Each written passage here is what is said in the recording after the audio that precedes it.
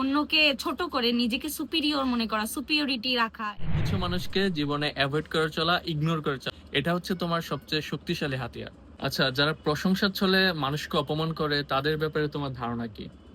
Friedrich টামাক এক philosopher বলেছিলেন, people don't hate you because you are better, people hate you because they see what lack in themselves.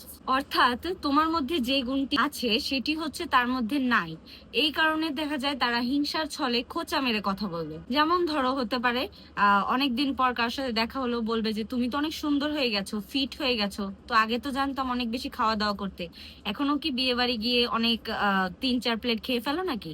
দেখা যায় এভাবে খোঁচা মেরে টান মেরে কথা বলবে। আবার এরকমও হয়, ক্যারিয়ারে তুমি অনেক ভালো করে ফেলেছো, তোমাকে বলবে কি রে, এত ভালো পজিশনে গেছোস, কোনো লিঙ্কটিং আছে নাকি, বা কোনো দুর্নীতি বা অন্যায় কাজ করে ওই পজিশনে গেছোস নাকি? আবার দেখা যায় অনেকে সঠিক সময় বিয়ে করতে পারে না, যে সঠিক সময় বিয়ে করেছে, হালাল পথটাকে বেছে নিয়েছে, তার পিছনে দেখা যায় লেগে থাকে, উস্কানি দিয়ে কথা বলে। আসলে সে হচ্ছে সঠিক সময় বিয়ে করতে পারলো না, সেই যে পারলো না, হয় আগ্রহ থাকে না অথবা চেয়েও হচ্ছে না, এর জন্য যে করেছে তার পিছনে হিংসার ছলে লেগে থাকে, হাসতে হাসতে এমন কিছু কথা বলবে যেটা সহ্য করার মতো নয়। মানে জিনিসটা হচ্ছে এরকম যে তোমাকে প্রশংসা করবে, প্রশংসা করার সময় পিছন দিয়ে একটা টান মেরে দিবে, তুমি কিছু হজমও করতে পারবে না, আবার কিছু কিছু বলতেও বলা পারবে যাবে না, না। খুব যেন সাফোকেট ফিল হবে, কষ্ট হবে, এরকমটাই আসলে ওরা চায়, যাতে হচ্ছে মানুষ পিছিয়ে যায়, যাতে এগোতে না পারে। মানে অন্যের সুখ দেখে তাদের হচ্ছে বেশিরভাগ জ্বালা পোড়া হয়। মেডিকেলের ভাষায় কিন্তু এটাকে একটা টার্ম আছে, সেটা হচ্ছে প্যাসিভ অ্যাগ্রেসিভ বিহেভিয়ার। মানে হচ্ছে সরাসরি তোমাকে কিছু না বলে ইনডিরেক্টলি তোমাকে আঘাত কষ্ট করা। দিবে বা আঘাত করবে।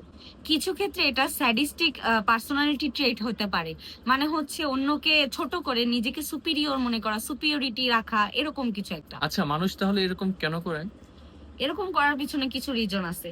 হতে পারে যে তারা ইনসিকিউরিটিতে ভুগতেছে, অথবা অন্যের সাকসেস সহ্য করতে পারতেছে না, অথবা নিজেকে বড় বা সুপিরিয়র প্রমাণ করতে চায়, অথবা অনেক সময় হতে পারে যে এমপ্যাথি বা সহানুভূতির ঘাটতি থাকে, অথবা নিজের চেয়েও সেটা পারছে না বা ঘাটতি আছে, এই কারণে হচ্ছে এগুলো করে থাকে। আচ্ছা, তাহলে এখন করণীয় কি হতে পারে? কিছু মানুষকে জীবনে অ্যাভয়েড করে চলা, ইগনোর করে চলা, এটা হচ্ছে তোমার সবচেয়ে শক্তিশালী হাতিয়ার। তারপর হচ্ছে প্রতিটি কথার উত্তর দিতে হবে এরকম না মনে করা, প্রতিটি কথার উত্তর দিতেই হবে এরকম ভাবা যাবে না। তাদেরকে অ্যাভয়েড করা বা silence is the best answer for them. Toxicity থেকে যত সম্ভব দূরে থাকাই বেটার।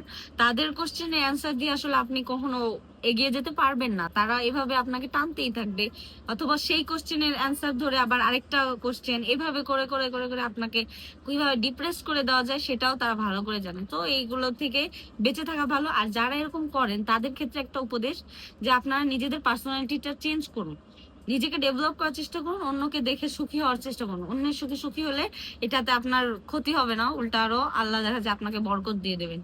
সো সবাই মিলে একটা ভালো সমাজ গড়ার চেষ্টা করাই আমাদের মূল উদ্দেশ্য। সো আজকে এই পর্যন্তই।